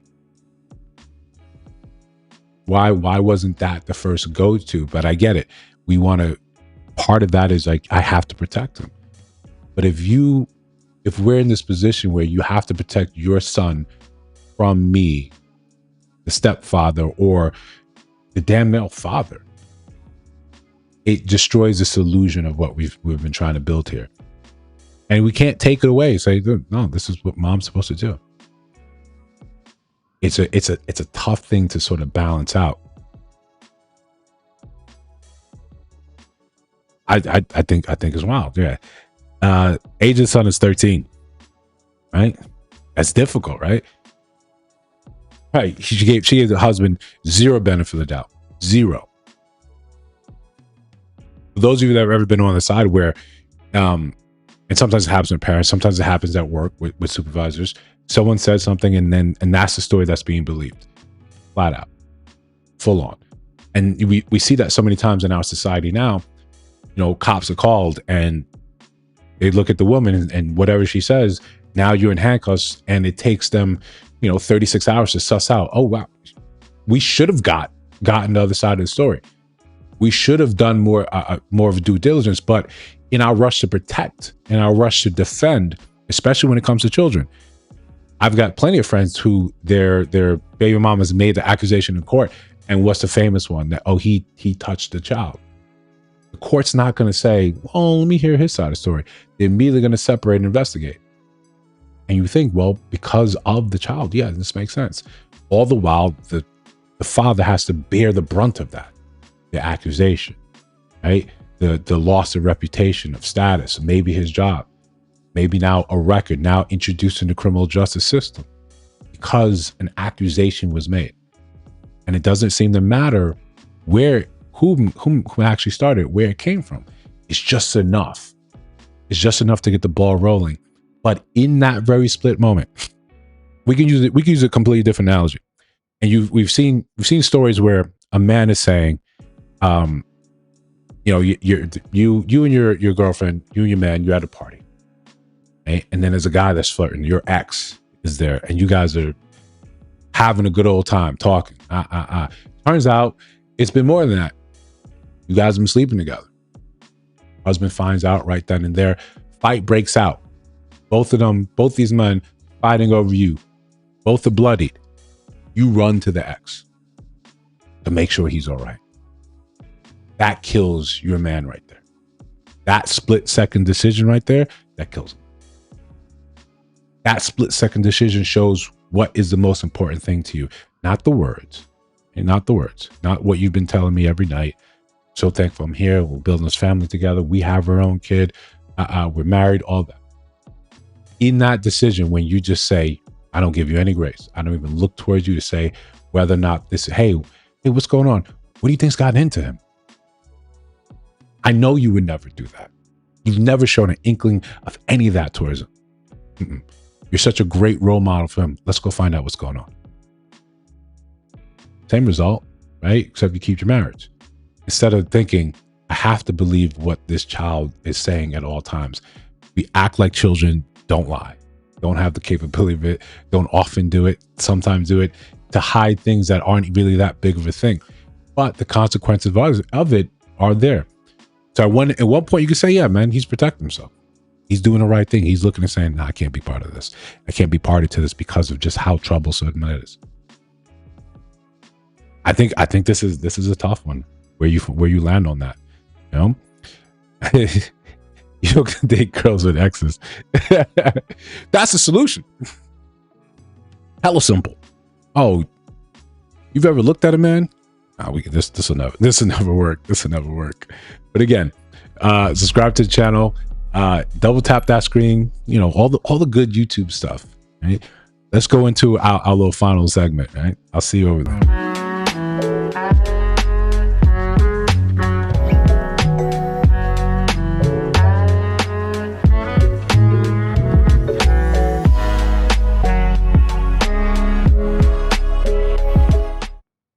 All right.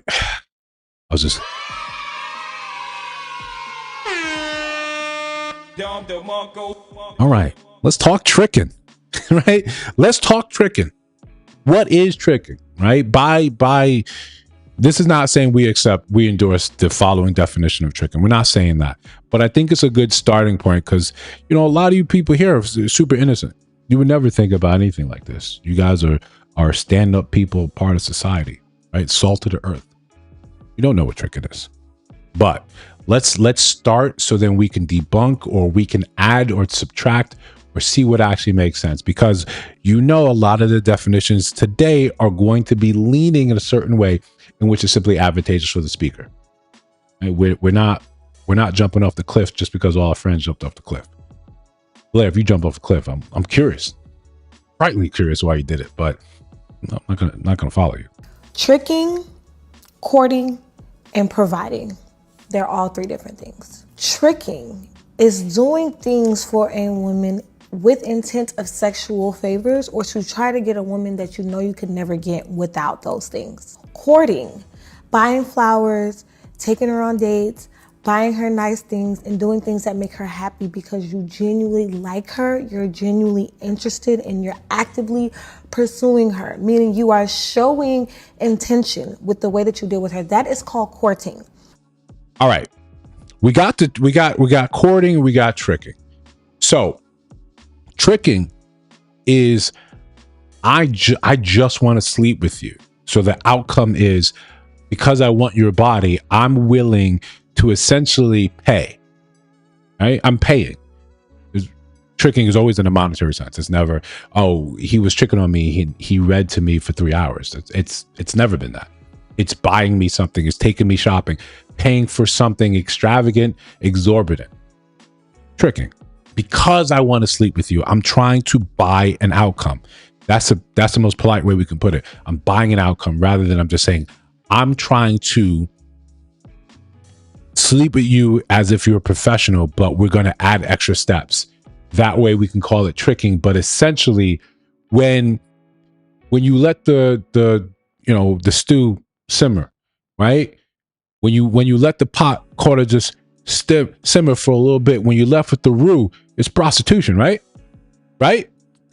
When we let all that go, it's just saying, I'm willing to have sex with you if you buy these things for me, if you get me these material goods, rather than you give me cash in hand, right? You're giving me another form of currency in shoes, bags, trips. I'm willing to do that, or sometimes flat out cash, and just massage a new name into that. I'm just massage a new name into that. So the pro doesn't run off with the play. No, it depends. It depends. Sometimes pros drug you and then rob you blind. But so definitionally, I want to sleep with you. I'm just going to say, I'm going to pay for these things in hopes for you to get there. Now, on that border, right? On that New York, Jersey border is courting, where now I'm doing these things because I want to impress you. But if we're being adults, right? We're being adults now. I'm trying to impress you, so I'm saying the quiet part out loud, so I can sleep with you, right? That's the fancy dates, the dinner, the flowers, chocolate, all that stuff that you call romance that you want done upon you. It's so I can now have you look at me in a favorable light. So once again, I can sleep with you, but then there might be further out there. So the differences in which we look at these in comparison is men still kind of want the same outcome. But if I'm courting you, I'm hoping for more, but I still want to have sex with you. If I'm tricking on you, I just want to have sex with you. Right? That's where this sort of thing is for now, right? That's right. It's the hope, my long-term desires. The rub, several of the rubs, you know whether or not you want anything from me. You know, right? That you don't really like me like that, but you allow me to court you. In essence, isn't it now tricking? If there's not going to be anything further for this relationship because it dead ends because you're not interested, yet you still accept the favor. Have I not transformed into a knight into a jester? Am I not also now tricking on you? You've put me in that position where I am tricking on you because you don't see anything here. You don't fancy me in that way. But you will take the gifts, you will take the dinners, you will take the lavish treatment. Therefore, we're back to I'm kind of tricking again. That's one of the issues with modern dating. You're not interested in these men. You're interested in what they can do for you. Therefore, you're kind of making them pseudo tricks. You got to wear that hat of a trick whenever, because he may just be fooled thinking this is going somewhere, but it's essentially doing the same thing as the first one. So those are out too. But of course, there's more nuance. Providing. If you consider yourself a provider or you want to provide, providing means taking care of daily and livelihood expenses. So I would say bills, rent, car notes, monthly beauty maintenance, things of that nature. Buying her a car, paying for her school tuition, that is called being a provider. Let's stop confusing the three. Men are telling women like, I'm not spending no money to talk to a girl. And y'all are confusing that with tricking. And y'all are confusing that with courtship. When you want to talk to a woman, you should be okay with wanting to court her because that's what you're supposed to do as a man. Now, tricking, if you can't get that woman and you feel like you got to buy her something very expensive or very nice in order to get her attention, that's tricking. Things that the woman could not or would not want to get on her own. Because you take a woman to dinner or you buy her flowers or you take her on a date, that is not tricking. Well, it is. If she's not interested in me, it's tricking, right? She has made me a trick, an involuntary trick. You don't care for anything that I've got going on. You're not interested in me in any way, but you want to go to dinner. You want to get flued out. You want to have all these experiences on my dollar. And now I'm at a point where I'm simply doing these things so I can buy you a favor. Now you've made me a trick. You think this makes sense in modern dating rather than just simply saying, like our friend with the voice note, hey, you know, this is the anti-trick formula. Hey, we want a one date. I'm trying to see if we get any type of compatibility before I overinvest in this thing monetarily, because despite what you like to say that women aren't gold diggers because you guys don't have any gold to dig, I got a little bit. And that little bit I'm trying to protect. I'm willing, if I'm in the courting sort of category, to understand this is what happens. This is what the mating dance looks like in our human culture. But there's tricking right there. And there's your definition of what a provider is supposed to be. Either way, right? Either way, you know, when you engage in this behavior, right, you are going to end up paying. In no strategy, no formula here are you not paying. Either way you go about it, you're going to be separated from your money, from your resources. That is the name of that game. It's loose definitions on what we try to accept as being normal. Oh no, this is what it, no, it's loose. It's whatever fits that realm. Now, I think most of us understand the real thing that happens here. You know, when you engage in that sort of behavior, and men are good with this. Men are very good with this. We meet and immediately, right, at a bar, I see you out there, I start talking. You start with the money. You start with the tricking. You start with the, I need to be tricked on. You get shunted right into a specific category. Now we start doing the dance. What type of women are you in your life? Are you do you need a Birkin? Is that what you consider tricking? Or, you know, are you in a bind and $200 is going to see you through, you know, for the next month? Now I got to do the math and say, if I'm buying an outcome just by looking at you and how long I can string this out, you're doing the same math. We need to come to a number. But you'll never be anything more than that. You'll never be anything more than that. There you lie. And the funny thing is, on the flip, most women are not going to say, I met my husband, he was tricking on me when we first met. That's not the story of romance. No, I had a need, he supplied it. In your wilder days, he supplied it. He'll always be in that category. You'll never buy your way into respect. You'll stay right there. And that'll just be you. That'll be your lot. That'll be what you have to have going on. Why bother? Listen, because it's fun. And some of us in, what I say on this channel a lot is when we're silent about a lot of these things as they come up, we end up condoning it. One of the critiques I used to have for women, when you hear your friends saying niggas ain't shit, and you don't believe that, you know at least seven that are worthwhile, but you're quiet. That helps condone. That helps it flourish, rather than saying, hey, that was dumb. Hey, that was dumb. I'm the guy that's going to say in the group, if you're saying when someone's saying something that's asinine, oh, these all bitches. No, not a sister I absolutely adore. Most of the women I know in my life, they're not like that. And if they were like that, they've got slowly excised from my life. So we do our part here when we see stuff that just absolutely is dumb. We call it out. We can create a culture just simply says, calls that out, and we do what we do. We just turn our back on that thing. We see it, we disengage with love and say, I hope you get everything you deserve out of life. But I don't condone this. I don't look at this and say, oh, this is great. We're out here tricking. This is what has to, this is makes some sense. Look at the game, but a real bank account. Yeah. You got what you want. As long as you don't sign the lease. This is the part, right? Right?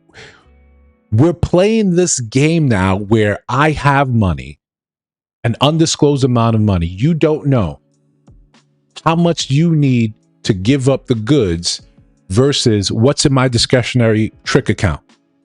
It could be $10,000 in my discretionary trick account. You tricked off for $1,000. Okay. He could look at that and say, that's a good deal, right?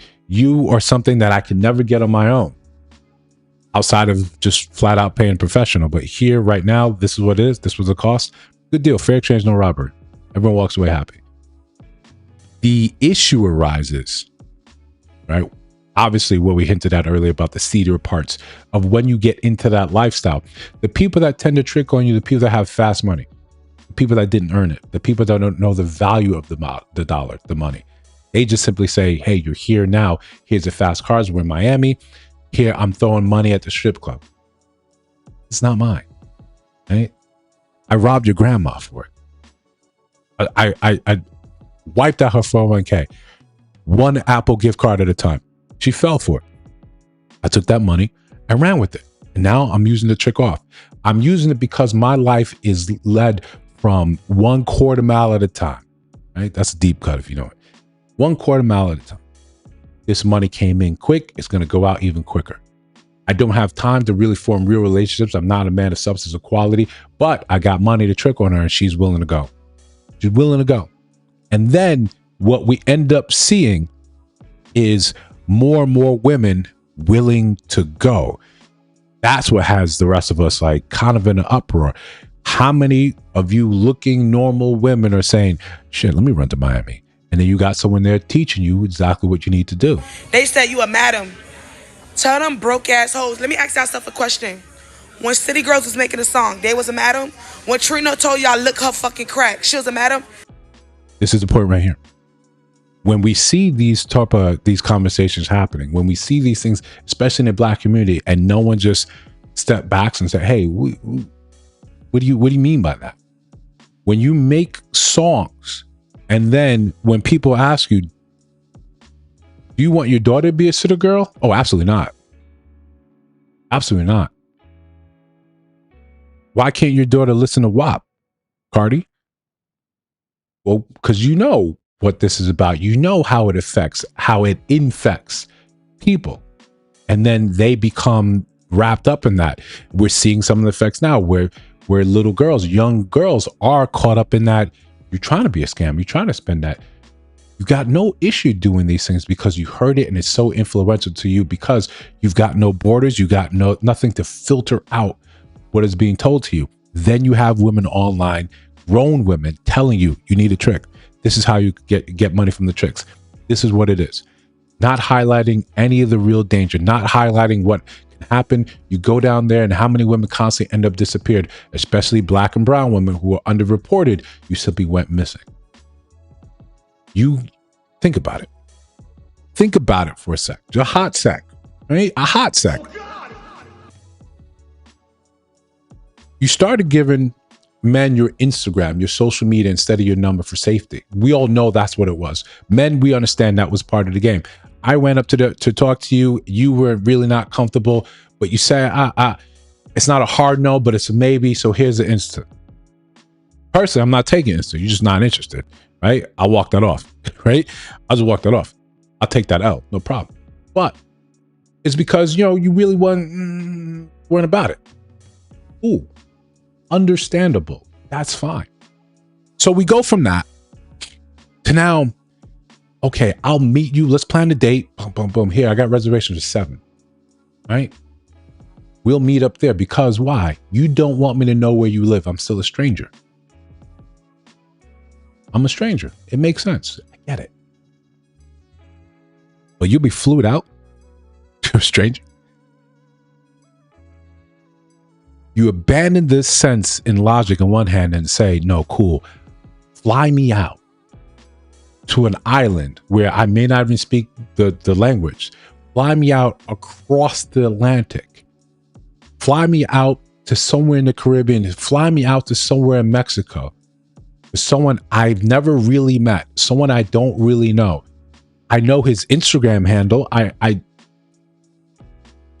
You'll do that in that sense. You abandon all logic when it comes down to safety. It's all gone. It's all out the window. Because right now you want to be tricked on. You want the lavishness of this life. You can't see any other way to get it on your own, or you think it's a man's responsibility to do that. So he's somewhere in Miami. He's somewhere in Mexico. He's somewhere in Jamaica. He's somewhere Saint something or other. Hey, come out and see me. Hell, he could be in the middle of the United States. I'm in Idaho. Hey, come out and see me. Spend that. You fly out there. Now we have this awkward conversation in the hotel. Now you're like, well, I didn't come out here to sleep with you. What'd you think that this was? This is exactly what, and you only accepted it because everyone started saying this is the acceptable thing to do. You used to have sense for safety. On one hand, you want to say men are the biggest predators. Why do you keep walking into the den? The shit says, it says no girls allowed on penalty of bad things. And you say, but you hear spend that in there and you walk right in there. So, yo, it's another sign says we tricking here and you walk right in there. All sense of self, like it's gone because they made it popular, because they highlighted how dope it is. They don't show you any times they got beat up. They don't show any times an arrest record. They don't show any times you were scared out your fucking mind. It don't show many times you lost women for the entire night. You never saw them again. It doesn't show any of that. But for the sake of an image, an idea, you're willing to say, the hell with all that safety, bear mace. What I need all that for? Right? Right. Going to Dubai. Right. Going to Dubai. Getting thrown out a window. Throwing out a window. Breaking every bone in your body. Left for dead. We ignore all that, yet in the general sense of the conversation, when we're talking about dating, in the regular world with the regular people, not the tricks, we have to pay the price for all the other vitriol. It's not all men, but it's always a man. You're talking about us, the regulars, the other guys, deep cut. We're the ones that are left to say, well, we do this because we're not safe. Some of you think so. And then some of you jump on a boat, right? You jump on a boat and you can't leave. You can't afford not to have sex because the implications, right? You're out there to see implications. You're going to have sex. So how do you reconcile the two? How do we make this make any sense where there's a growing subset of our culture that engage in the tricking? To the point you have people like NDRE coming out and saying, what the fuck are we doing? What the fuck are we doing? You take a wholesome, black, amazing voice and you be like, nah, man, it's fine to spend that. You got people like Uncle Luke coming out and defending Young Miami. Uncle Luke is now who we went for, who we go to Wisdom. Here's the rub. Here's the issue, right? Here's the issue. And we're gonna cut the music. I know we're serious. Here's the issue. There's a growing subset, the same subset of our people that are not gonna make it. That they're influenced in this life. And unfortunately, it does not take a lot of time for you to be derailed and never see the tracks again. That's where a lot of people are going. That's where a lot of young people are going. And old.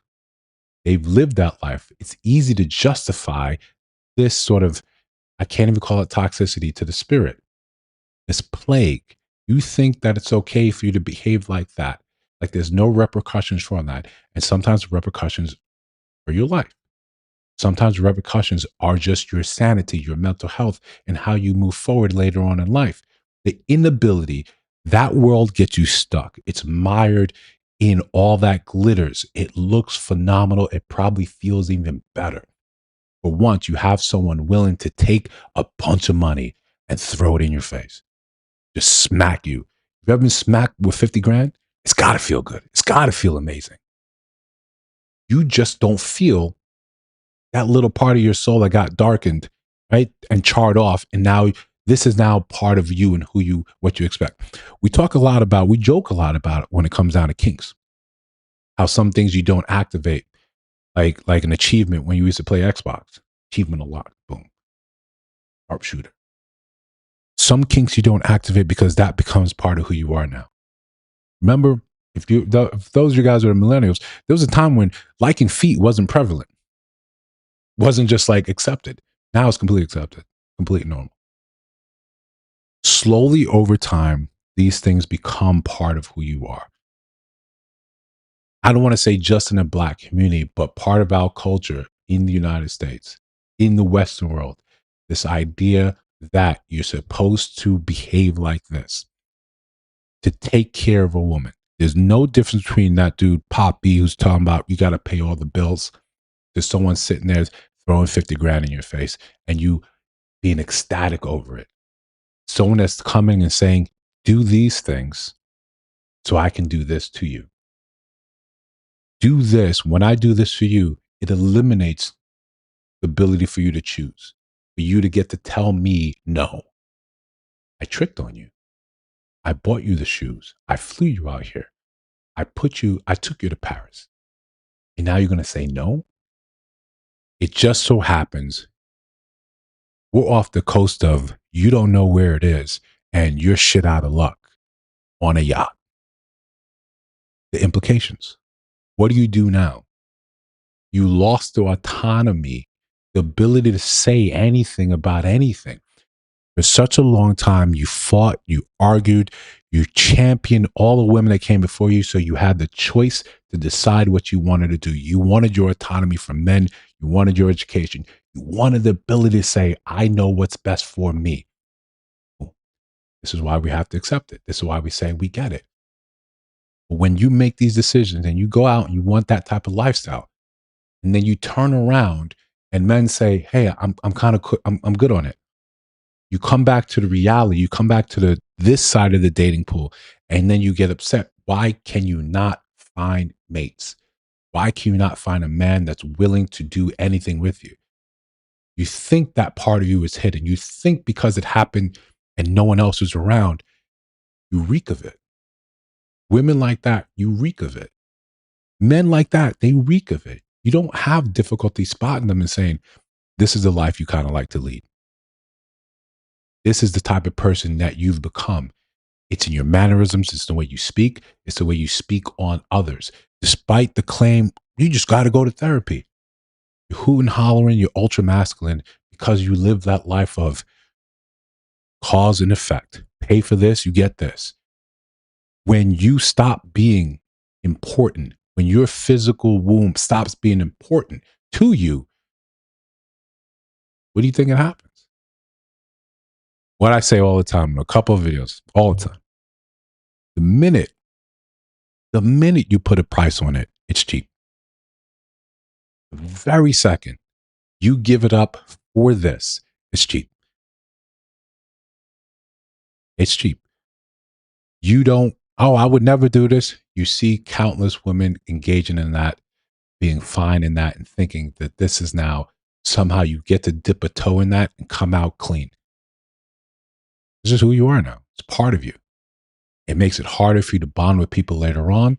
It makes it harder for those other people to look at you and see anything but just, party girl, an OF model, right? A Dubai porta potty. There's this thing in us where we just don't take you seriously anymore. For larger things in life, we don't take you seriously. We may play, we may have fun because you've indicated that there is a price out there.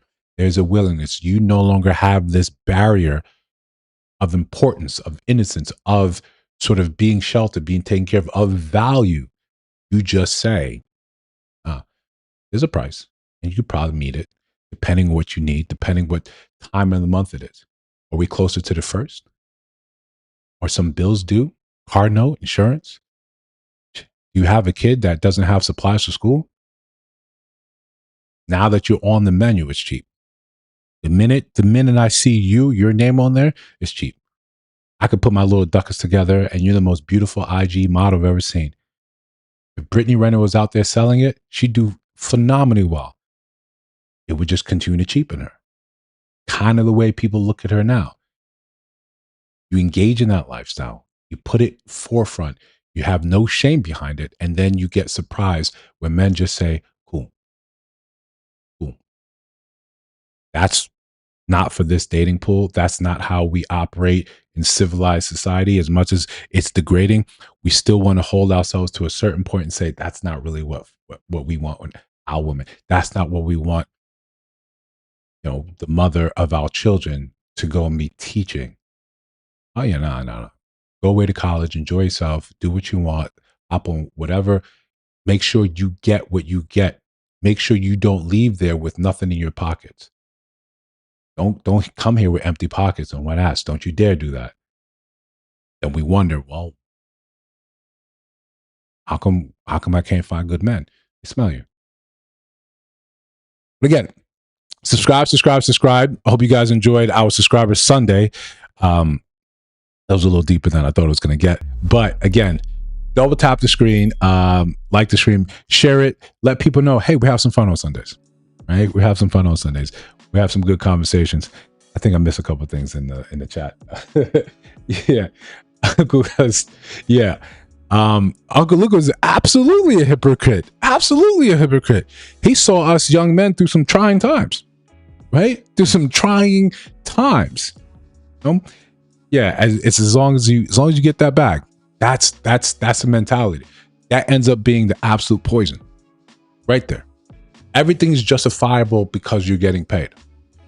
The reason you're an OnlyFans and you're making money, your parents should be proud of you. Why is my dad proud of me? I'm making $50,000 a month. He should be proud.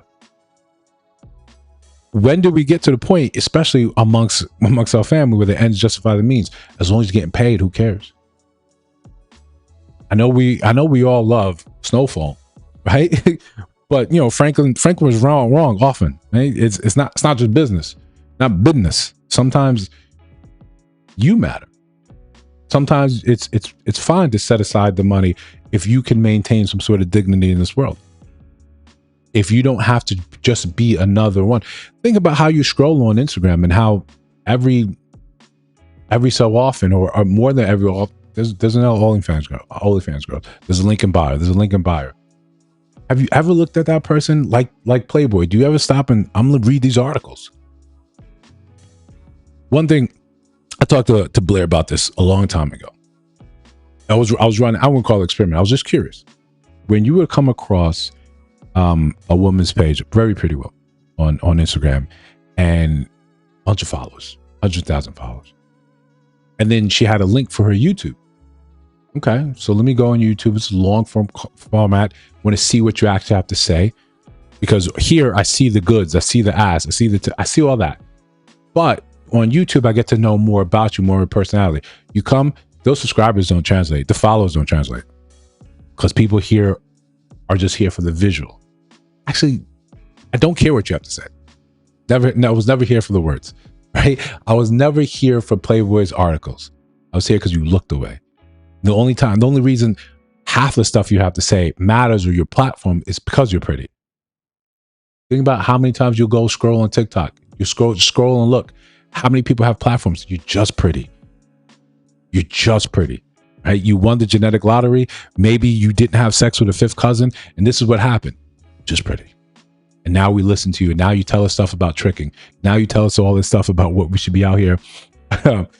Yeah, might be a bit less attractive now. Yeah. Now you got out here and you're talking all this stuff, and it was just like, you're just pretty. Men, this is definitely on us. This is part of us. Part of the issue with tricking culture is us, that there's so many of us willing to do it, but we're not all gonna make it. And it sounds bleak, but we're not all gonna make it. The best you could do is start creating your own communities. You start gathering like-minded people around you. And sometimes it don't have to be physical. It could be virtual. It could be here. You come and talk to people that have the same sort of spirit and same sort of goals as you. You look, you observe, you learn, but you separate, you elevate. Watch that. You say, it's not for me. That's not for me. What's happening? You guys are talking about tricking. You guys are in there trying to take notes. Grown black women trying to take notes and then simultaneously try to be taken seriously. Try to redefine tricking, hoarding, providing. I got nothing to say to any of that. Again, I'm just going to go my way, you go your way, and I wish you the best life that you deserve. Get the life that you earned. That's it.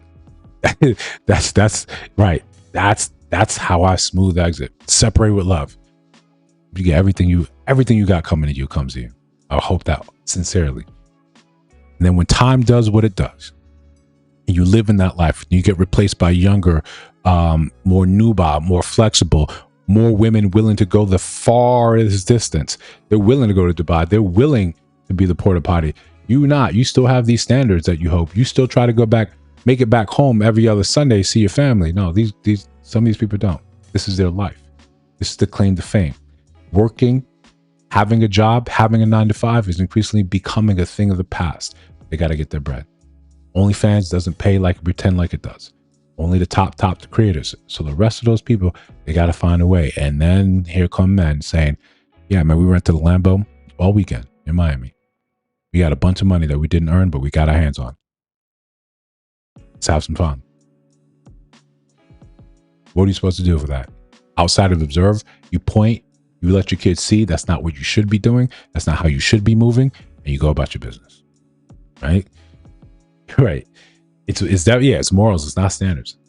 But the standard of the group, the community you create has morals. You need morals to be part of this group. If you avoided them, you can't see us. That's when it becomes more a secret society and they start asking, where are the good women at? Where are the good? Yeah, if you're asking, you don't qualify. If you don't know, you don't qualify. That's it. We can make Dakota rings if you want to send secret messages. Let me know. Right? Someone help me out without design. But besides that, listen, guys, I appreciate you guys coming out for all the regulars. Thank you. I think we had a good one. We're almost at the 2-hour mark. You know, sometimes I worry about the stamina. Right? What about stamina?